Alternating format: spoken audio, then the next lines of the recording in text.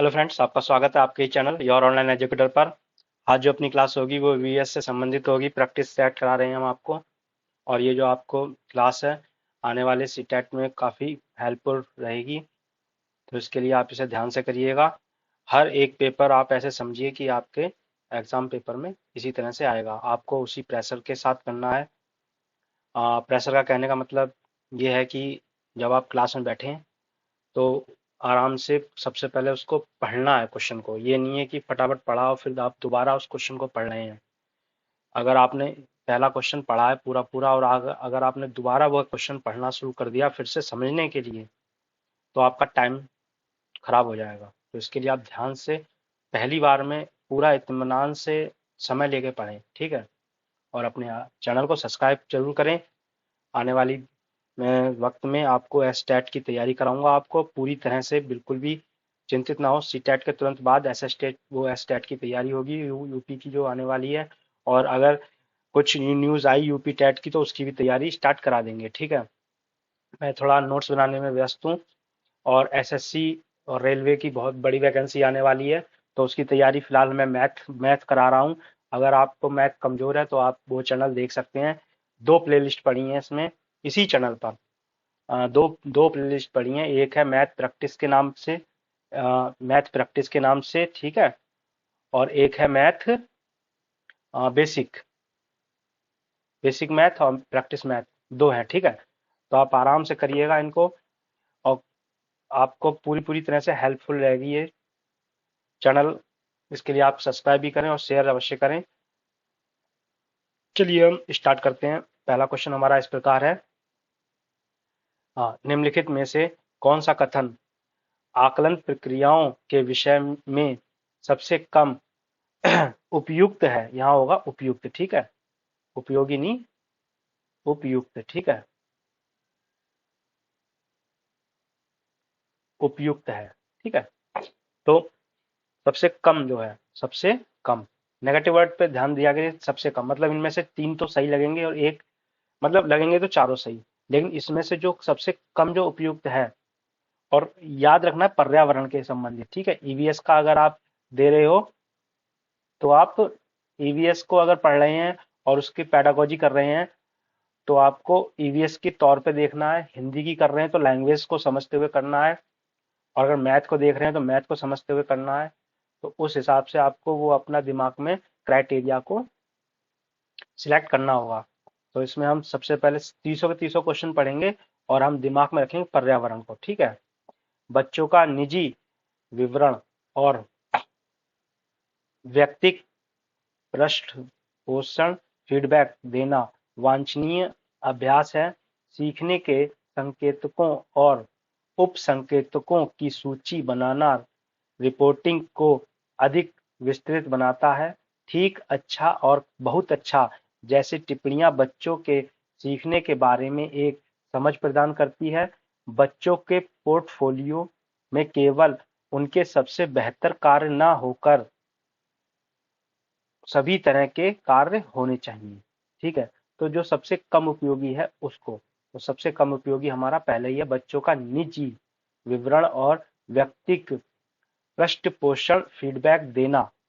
मतलब बच्चों का अगर आप निजी उसका विवरण कर रहे हैं कि ये बच्चा ऐसा है, ऐसी शरारतें कर रहा है, या फिर व्यक्तिगत पृष्ठ पोस्ट जो व्यक्तिगत उसका जो भी है मतलब इस एरिया में रहता है, ऐसा एरिया है वहाँ का, या उसकी फैमिली ऐसी है, इसको अगर आप करेंगे तो सबसे ज्यादा कम उपयुक्त होगा, ठीक है। अगला क्वेश्चन है हमारा दूसरा। दिए गए प्रश्नों को अध्ययन से पढ़िए, वो ध्यान से पढ़िए, सॉरी। तो ये जो क्वेश्चन है इसको ध्यान से पढ़ना है। क्या आपने अपने घर या स्कूल के आसपास जानवर देखे हैं जिसके छोटे बच्चे हैं? अपनी नोटबुक में उनके नाम लिखिए। इस तरह से टीचर बच्चों को बोलती है कि ये आपको काम करना है। इस प्रश्न के माध्यम के किस प्रकरण कौशल का आकलन किया गया है? तो वो कौन सा कौशल उभारने की कोशिश कर रही है टीचर? वर्गीकरण एवं चर्चा, परिकल्पना एवं प्रयोग करना, न्याय के लिए सरोकार, या अवलोकन एवं रिकॉर्डिंग। तो देखो, इसमें वर्गीकरण का तो कोई मतलब नहीं है कि उसने ये तो बोला नहीं टीचर ने कि आप 4 पैर वाले अलग कीजिए, 2 पैर वाले अलग कीजिए, या काले अलग कीजिए, सफेद अलग कीजिए, इस तरह से नहीं वर्गीकरण, या उड़ने वाले अलग कीजिए, ऐसा वर्गीकरण नहीं दिया। पूछा गया क्वेश्चन क्या पूछ रहा है, आसपास जानवर देखे हैं जिनके छोटे बच्चे हैं, उनकी नोटबुक में अपना नाम लिखिए। अब वो जब बच्चा ऐसा सोचेगा तो क्या करेगा, अवलोकन करेगा और रिकॉर्डिंग करेगा, ठीक है। जो उसके दिमाग में रिकॉर्ड हुआ होगा या पहले कभी देखा होगा, तो वो उसको रिकॉर्डिंग करना कहते हैं, ठीक है। कि उसको दोबारा रिकॉर्ड, री मतलब दोबारा, कोड मतलब जो उसके दिमाग में होगा उसको ध्यान लाएगा। फिर है पर्यावरण अध्ययन की अंत विषय प्रक्रिया पर्यावरणीय मृदों को डैश द्वारा संबोधित करती है। विज्ञान और सामाजिक विज्ञान की विषय वस्तु और पद्धति के प्रयोग, सामाजिक विज्ञान और पर्यावरण शिक्षा की विषय वस्तु और पद्धति के प्रयोग, विज्ञान की विषय वस्तु और पद्धति के प्रयोग, विज्ञान सामाजिक विज्ञान और पर्यावरण शिक्षा की विषय वस्तु और पद्धति के प्रयोग। इन चारों में से कौन सा सबसे ज्यादा सही होगा वो आपको बताना है। क्वेश्चन एक बार फिर समझ लीजिए, पर्यावरण अध्ययन की अंत्य विषय प्रक्रिया पर्यावरण मृदाओं मुद्दों, या मृदाओं ये है, मुद्दों है, मुद्दों को, पर्यावरण मुद्दों को द्वारा संबोधित करती है। तो इसमें जो है आप चारों में से सबसे बेस्ट है ये विज्ञान सामाजिक विज्ञान और पर्यावरण शिक्षा की विषय वस्तु और पद्धति के प्रयोग।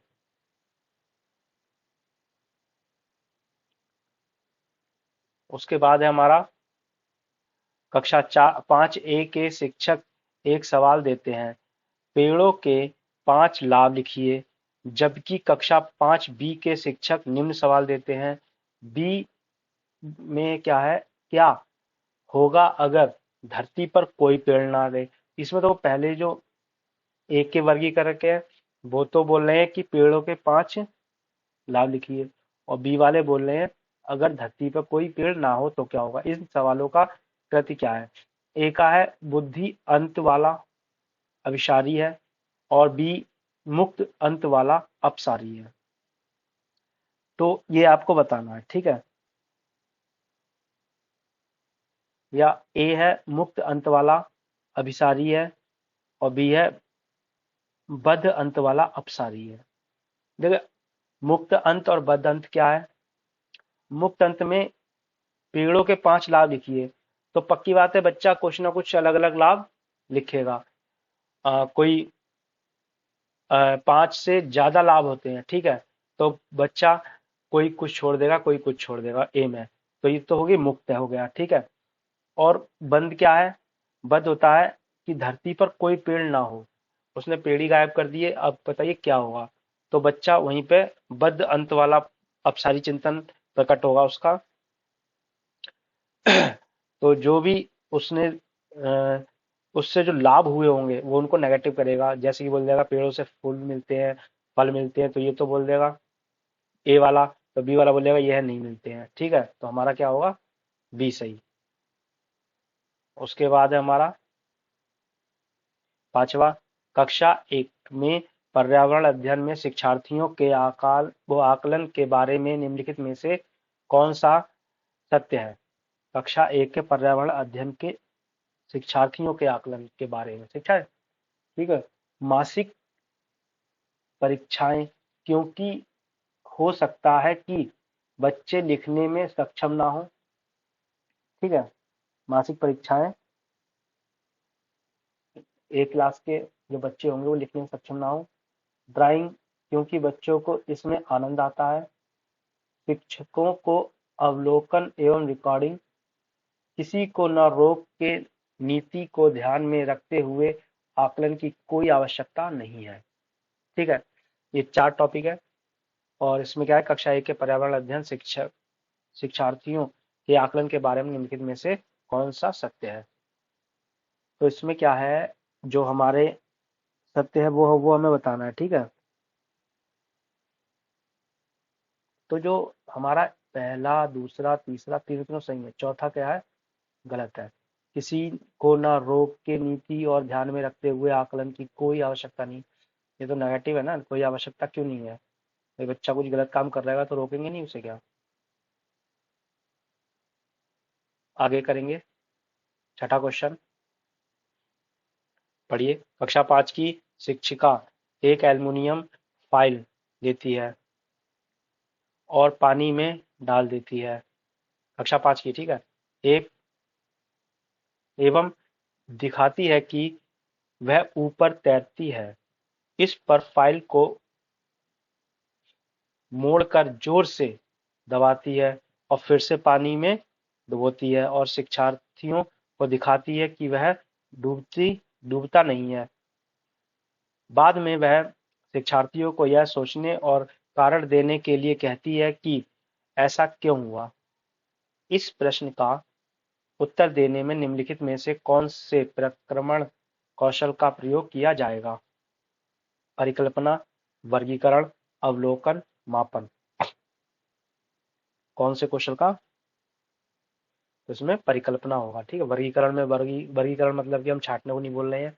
अवलोकन जो उसने पहले किया होगा, ऐसा कभी बच्चे ने किया नहीं है जो अवलोकन वो करेंगे। और मापन, जिसमें मापने की कोई यूनिट नहीं है कि कितना गहरा गया कितना नहीं गया, तो परिकल्पना होगा कि वो परिकल्पना करेगा, उस पर अपनी कल्पना मतलब कि सोचेगा। पर्यावरण अध्ययन के शिक्षा शास्त्र के संदर्भ में शिवाय डैश के निम्नलिखित सभी वांछनीय अभ्यास हैं। देखिए, शिवाय मतलब केवल, तो इनमें से एक नहीं है और तीन है। तो अब इसमें पढ़ेंगे हम। आलोचनात्मक चिंतन और समस्या समाधान के लिए क्षमता संवर्धन करने, बच्चों की असीमिता का पोषण करने। असीमिता क्या? व्यक्तित्व। वास्तविक अवलोकन के स्थान पर पाठ्यपुस्तक की ज्ञान की श्रेष्ठता को स्वीकार करने, पाठ्यपुस्तक और संदर्भ की बहुलकता को बढ़ावा देने। इनमें से एक नहीं है, बाकी सब है। तो क्या है? सी। वास्तविक अवलोकन के स्थान पर पाठ्यपुस्तक की ज्ञान की श्रेष्ठता। भाई, जो पर्सनल, जो वास्तविक में पर्सनल जो अवलोकन करते हैं, पर्सनल सीखते हैं, उसको अगर हमने कुछ पर्सनल एक्सपीरियंस किया है उसको ना मानते हुए किताब को मानने के लिए कह रहा है वो, ठीक है। पाठ्य पुस्तक की ज्ञान की श्रेष्ठता स्वीकार करने के लिए कह रहे हैं, तो ये वाला सही नहीं है, ठीक है। उम्मीद है आपको क्लास सही लग रही होगी। लाइक और सब्सक्राइब करें। क्वेश्चन में ही उसका आंसर छुपा होता है, ठीक है। कोई ज्यादा उसमें याद करने का क्या है? जो याद करने का वो मैंने आपको अपनी प्ले लिस्ट में जाइए, ईवीएस एनसीईआरटी नाम से है, 7-8 वीडियो है शायद, उसमें देख लीजिए, आपको मिल जाएगी। बस वही वीडियो देख लीजिए, आपका पूरा पूरा काम हो जाएगा सही से। 15 नंबर तो उसमें से 100% आ ही जाएंगे। फिर है महेश, कक्षा 4 के शिक्षक है, टीचर है महेश, कक्षा 4 का। वह वृक्ष संरक्षण की अवधारणा पर शिक्षार्थियों को संवेदनशील बनाने के लिए योजना बनाते हैं। निम्नलिखित में से कौन सी एक गतिविधि इस उद्देश्य के लिए सर्वाधिक उपयुक्त है? इन चारों में से एक सबसे ज्यादा उपयुक्त है, ठीक है। वृक्ष संरक्षण के अवधारणा के अंतर्गत, ठीक है। वाद विवाद के प्रतियोगिता का आयोजन करना, कि वो डिस्कशन के लिए एक टीम उधर बना दे, एक टीम उधर बना दे और फिर उस पर वाद विवाद हो। एक पौधे को अपनाने और उसका पोषण करने के लिए प्रत्येक शिक्षार्थी को सभी प्रेरित करना। पोस्टर प्रतियोगिता में हिस्सा लेने के लिए या समूह चर्चा के लिए सबसे बेस्ट है बी, बड़ा भी और बेस्ट भी, क्योंकि जब बच्चा खुद स्वयं से एक पौधे को गोद लेगा या लगाएगा, फिर उसको पोषण करेगा, पानी देगा, टाइम से खाद देगा, उसकी सब कुछ देखेगा, तो वो सही से समझ पाएगा पौधों के बारे में।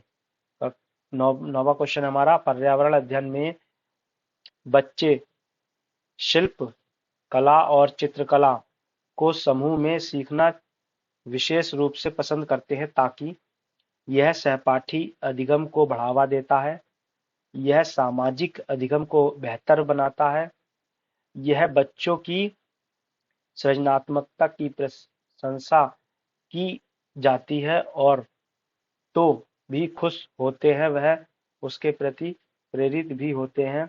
या चौथा, यह कक्षा के अनुशासन को बढ़ावा देता है। तो इन चारों में से कौन सा विकल्प सही है, ये आपको बताना है। मैं जब तक अपना कलर चेंज कर लूं।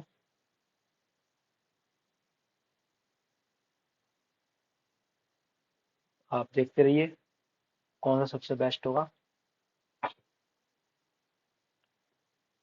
तो इन चारों में से जो है वो है हमारा सी, पहला, दूसरा और तीसरा। ठीक है। यह कक्षा में अनुशासन को बढ़ाता है, इसका इसमें कोई भी सेंस नहीं है। 10वां है, प्रयोग करना आकलन का एक संकेतक है। निम्नलिखित में से कौन सा एक प्रयोग करने संबंधी संकेत का आकलन करने का सबसे उपयुक्त तरीका है? चित्रपठन, सृजनात्मक लेखन, निर्दर्शन प्रदर्शन, हस्तपरक गतिविधि।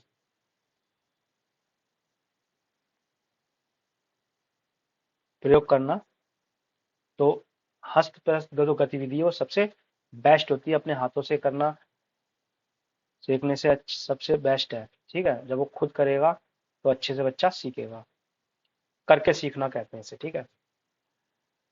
11वां है, प्राथमिक कक्षा में शिक्षार्थियों के पास अनेक प्रकरणों में अनेक वैकल्पिक अवधारणा होती हैं। जो 5वीं तक की लेवल के बच्चे होते हैं उसमें बहुत से प्रकरणों में बहुत से उनकी अवधारणाएं या फिर सोचते हैं वो, जैसे सजीव, निर्जीव, जल चक्र, पौधे आदि। इन वैकल्पिक अवधारणाओं के स्रोत हो सकते हैं परिवार एवं समुदाय, पाठ्य पुस्तकों एवं अन्य पुस्तकें, शिक्षक, कहानियां एवं कविताएं। सही विकल्प चुनिए। ठीक है। तो इसमें भाई हमारे चारों चारों सही है, ज्यादा दिमाग लगाने की जरूरत नहीं है। परिवार भी होता है, और कहानियां जब बच्चों को सुनाई जाती तो उसमें जब इन ये शब्द आते हैं जल के बारे में, ये वह, ईंट फेंक के मारी तो बच्चा सोचेगा ईंट को चोट नहीं लगी होगी, तो सब कुछ आ जाता है निर्जीव और पेड़ पौधों के बारे में। आगे है 12वां। 12 जो है, कांच के जार और बोतलों को उनमें अचार भरने से पूर्व सूर्य की धूप में अच्छी तरह सुखाया जाता है। यहाँ सिखाया नहीं, क्या होगा यहाँ पे?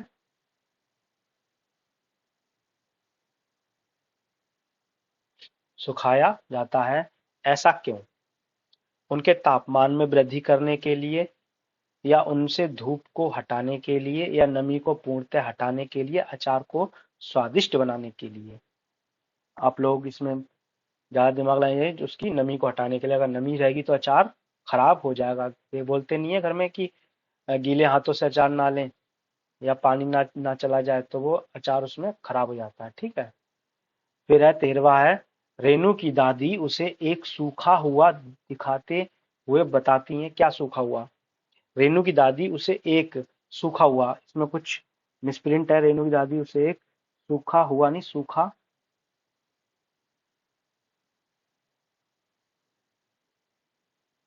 कुआ, सूखा कुआ दिखाती है कि 15-20 वर्ष पहले कुएं में पानी था, लेकिन अब यह पूर्ण तरह सूख गया है। कुएं में पानी सूखने का क्या कारण हो सकता है? तो ये कारण है 3, इनमें से बताने हैं। पेड़ों एवं पेड़ों, कुएं तथा उनके आसपास के स्थानों की मिट्टी को अब सीमेंट से ढक दिया गया है। आसपास के इलाकों में बहुत सारे बोरिंग पंप लगाए गए हैं। प्रत्येक व्यक्ति के घर में अब नल होने के कारण कोई भी कुएं का प्रयोग नहीं करता है। तो इसमें जो है, ये जो केबल वाले हैं ना, ये तो नेगेटिव होते हैं। ये होगा भाई इसमें, ये तो कारण हो ही नहीं सकता है कि प्रत्येक घर में नल लगा दिए, अब कोई कुएं का उपयोग नहीं करेगा तो पानी नहीं लगा क्या? कोई कुएं में पैसे दे के हम जा रहे हैं, पैसे दे रहे हैं, उसमें कोई भर रहा है पानी, वो तो नेचुरल चीज है। तो उसमें जो सीमेंट वगैरह लगाया, अब वो बरसात का पानी तो अंदर तक जाता नहीं है जमीन के, वो सब बह जाता है इधर उधर नालियों में, नदियों में चला जाता है, फिर समुद्र में मिल जाता है, जिस कारण से धरती जो है वो सोख नहीं पाती पानी और नीचे तक जा नहीं पाता है, तो इस कारण कुएं सूख चुके हैं। फिर है 14वां क्वेश्चन, बगुला भैंस पर बैठता है क्योंकि बगुला तथा भैंस में सहजीवी का संबंध है। बगुला मनोरंजन के लिए भैंस पर बैठता है। भैंस बगुले को एक स्थान से दूसरे स्थान तक आने जाने में मदद करती है। बगुला भैंस को डराना चाहता है। इसका सीधा है ए। यह सहचर्य का है। तो जो भैंस पर छोटे छोटे कीड़े मकोड़े होते हैं वो बगुला खाता है और भैंस उसको खाने देती है, क्योंकि उसकी भी सफाई होती है, जो खुजली वगैरह उसको होती होगी या जो दिक्कतें होती होंगी, सहचर्य जीव से सहजीवी कहलाता है। ठीक है, कि वो उसकी मदद कर रहा है, वो उसकी कर रहा है। फिर है 15वां, निम्नलिखित में से जड़ का कौन सा कार्य पौधे के लिए नहीं है। जड़ का जो है 3 है और 1 नहीं है।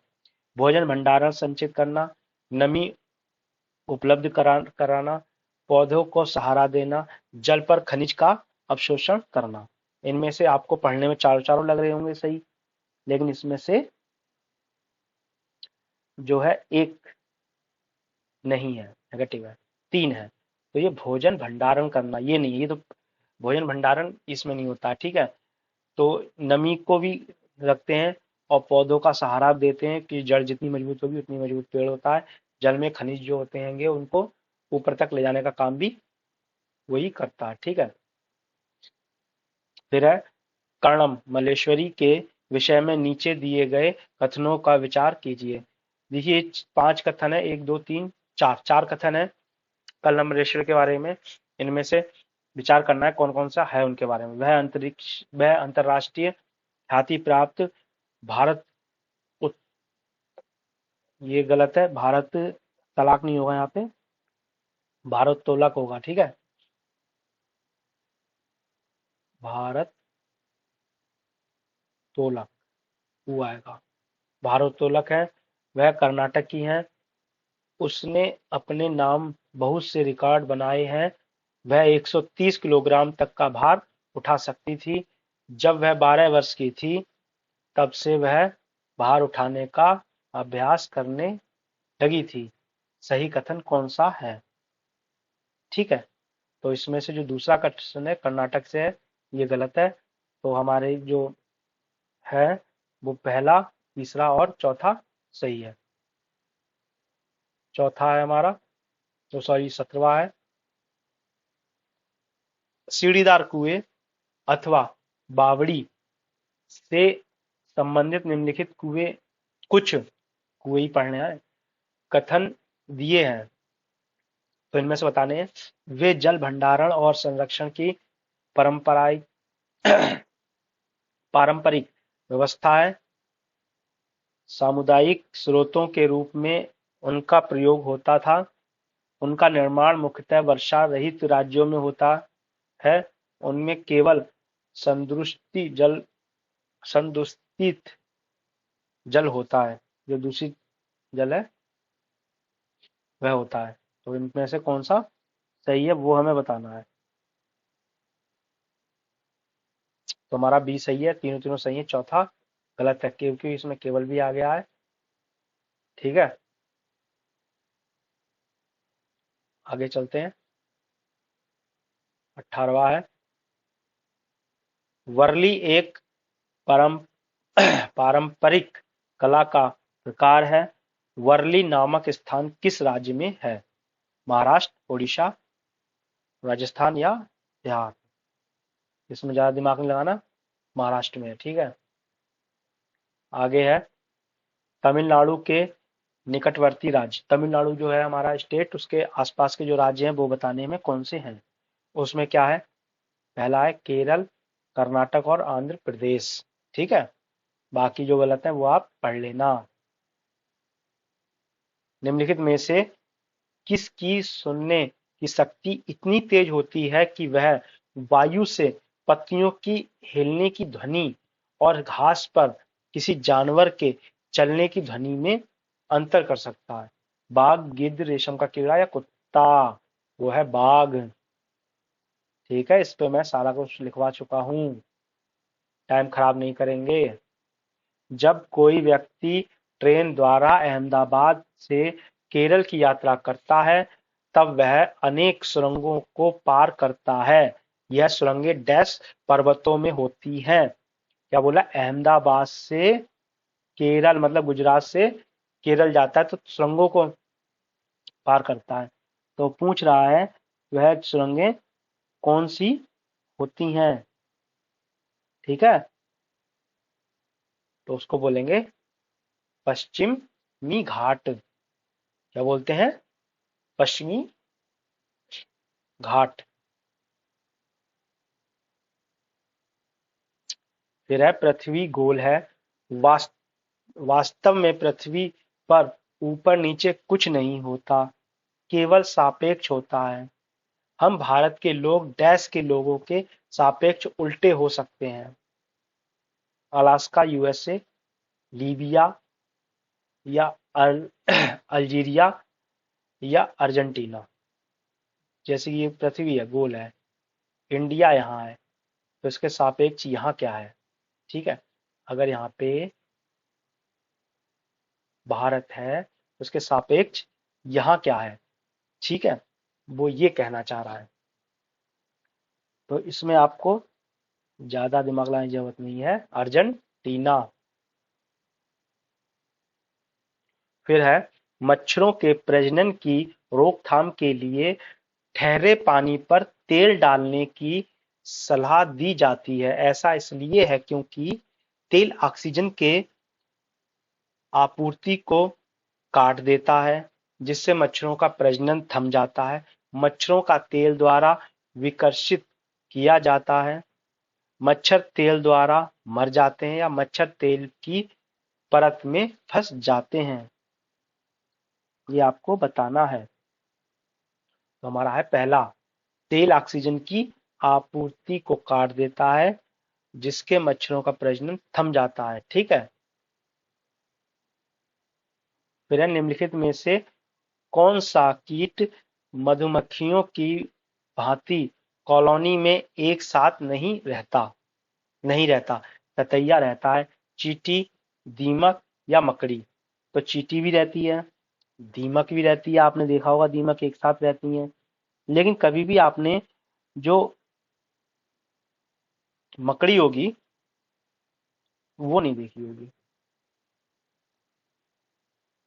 क्वेश्चन पढ़ते हैं, निम्नलिखित में से कौन सा कीट मधुमक्खी की भांति कॉलोनी में एक साथ नहीं रहता? मकड़ी। ठीक है, ये सबके सब कॉलोनी में एक साथ रहते हैं क्योंकि नेगेटिव शब्द है, इसमें नहीं पूछा गया है।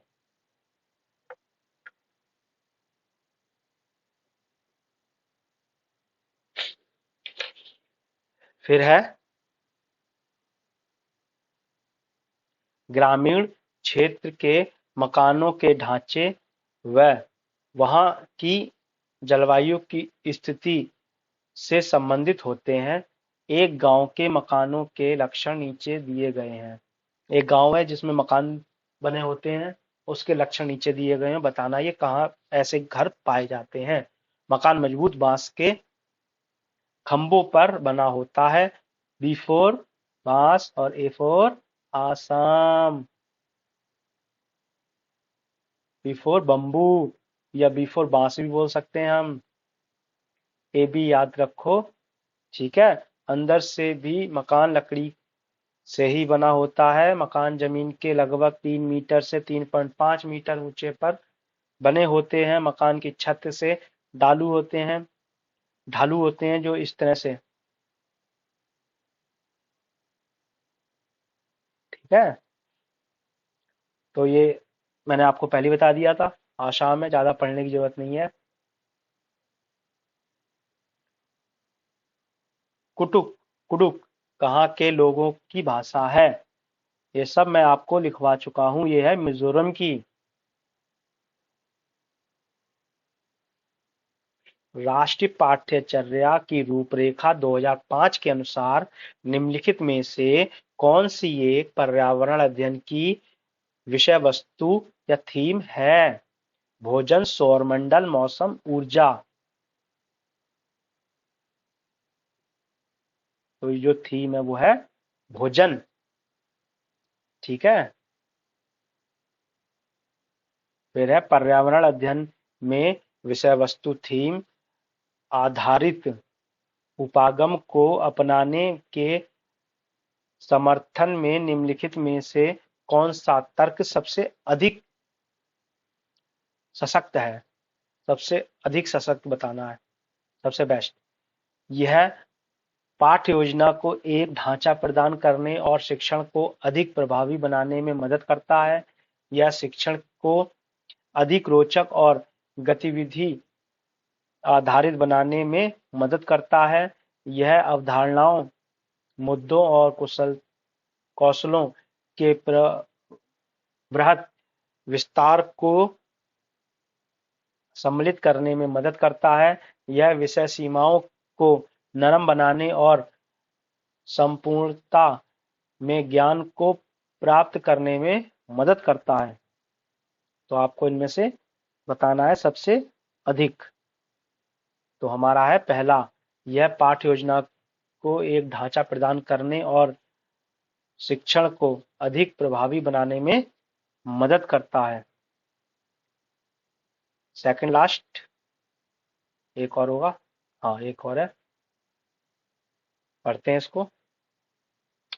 प्राथमिक कक्षा में पर्यावरण अध्ययन को सीखने सिखाने में कहानियां एक महत्वपूर्ण पहलू हैं। पर्यावरण अध्ययन में के कक्ष में कहानी सुनाने को शिक्षण कौशल के रूप में सम्मिलित करने के लिए निम्नलिखित में से कौन सा सबसे कम उपयुक्त कारण है? कहानियों में व्यक्तियों के अनुभव शामिल होते हैं। कहानियों अनेक विषय क्षेत्रों को छूती हैं। कहानियां कक्षा प्रबंधन के सहायता करती हैं। कहानियां पर्यावरण अध्ययन अवधारणाओं से संबंधित जोड़ने के लिए संदर्भ उपलब्ध कराती हैं। तो चार बातें सही हैं, लेकिन उसने पूछा है सबसे कम पूछा है। तो हम जो इसमें है सबसे कम लगाएंगे। कहानियां कक्षा प्रबंधन में सहायता करती हैं, ऐसा वो है नहीं करती। ठीक है, थोड़ा और ऊपर करना है। फिर है पर्यावरण अध्ययन पाठ्य पुस्तक की विषय वस्तु में चार है टॉपिक, इनमें बताना है। परिभाषा और व्याख्यान को दूर रखा जाना चाहिए। रटकर सीखने की हतोत्साहित करना चाहिए, तो नेगेटिव है रटकर। बच्चे को प्रश्न करने और खोजने का मौका मिलना चाहिए, ये सही है। ये परिभाषा और व्याख्यान को दूर रखना चाहिए, परिभाषा और ये भी सही है, परिभाषा और दूर रखना चाहिए, क्योंकि ये नहीं बोलना चाहिए कि वो जाओ परिभाषा रट के लाओ या ये करो। बच्चों को केवल लिखित जानकारी दी जानी चाहिए, ये भी गलत है, नेगेटिव है।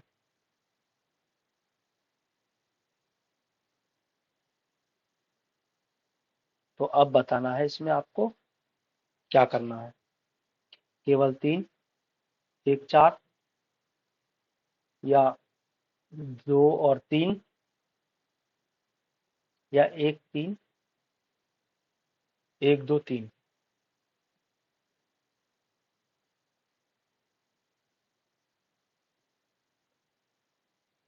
एक थोड़ी सी मिस्टेक हो गई है, मैं आपको बताऊं किसमें।